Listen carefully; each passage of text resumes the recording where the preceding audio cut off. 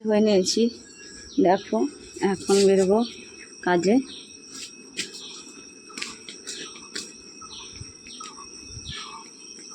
তো জামাটা আমি আজকে রেখে দিয়ে যাব, কারণ অনেকটাই লেট হয়ে যায় যেতে, এসে কাচবো। ভাবছি একটা বাড়ি করে তারপরে বাড়িতে আসবো, আর এসে তারপরে ধুয়ে দেবো। তো এখানে ভিজে রেখে যাবো, তো ঘামের গন্ধও হয়ে গেছে, সেই জন্য আর কি ভিজে রেখে গেলাম। তো এসে কেচে দেবো, কয়েকটা কেচে দিলাম জামা কাপড়, আর কয়েকটা থাকলো, তো ওগুলো কাচতে থেকে এসে তারপরে কেচে দেবো, কারণ সবগুলো এখন আর কাচতে পারবো না, সবগুলো কাচতে গেলে অনেকটা দেরি হয়ে যাবে। তো চলো বেরিয়ে যাই বন্ধুরা। ঘরেটা আমি তালা দিই, ঘরের লাইট অফ করি। আমাদের ঘরটা এতটা অন্ধকার, কী বলবো, জানলাগুলো খুলে দিয়েছি চারপাশে, তাও লাইট না জ্বালালে মানে দেখা যায় না, অন্ধকার, খুবই অন্ধকার, কিছুই দেখতে পাবো না। সেই জন্য আর কি লাইটটা আমি জ্বালিয়ে নিয়েছি। তালাটা কোথায় গেল? ও এখানে আছে।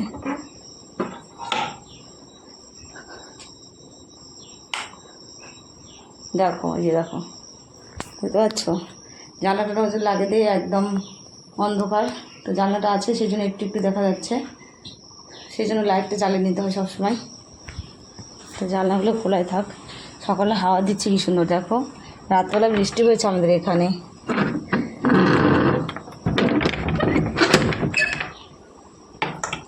রাতবেলা বৃষ্টি হচ্ছে, সেই জন্য বেশ সুন্দর হাওয়া দিচ্ছে।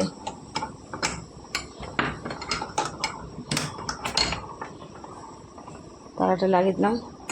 তো চাবিটা এখন আমি কোথায় রেখে যাই?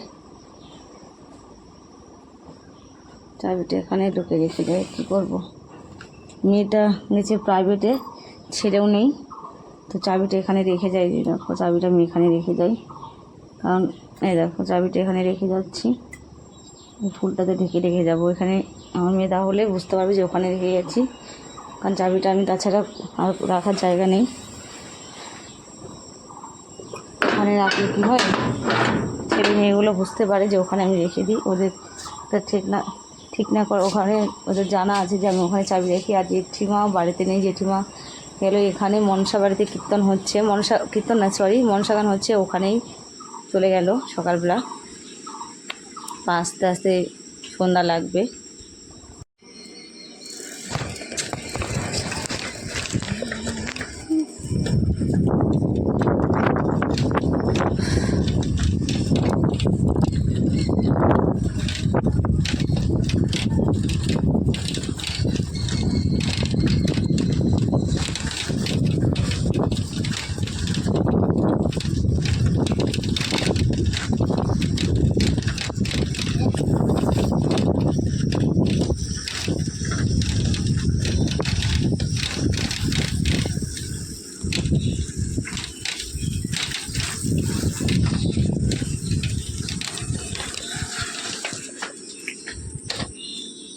আমি চলে এসেছি, চলো।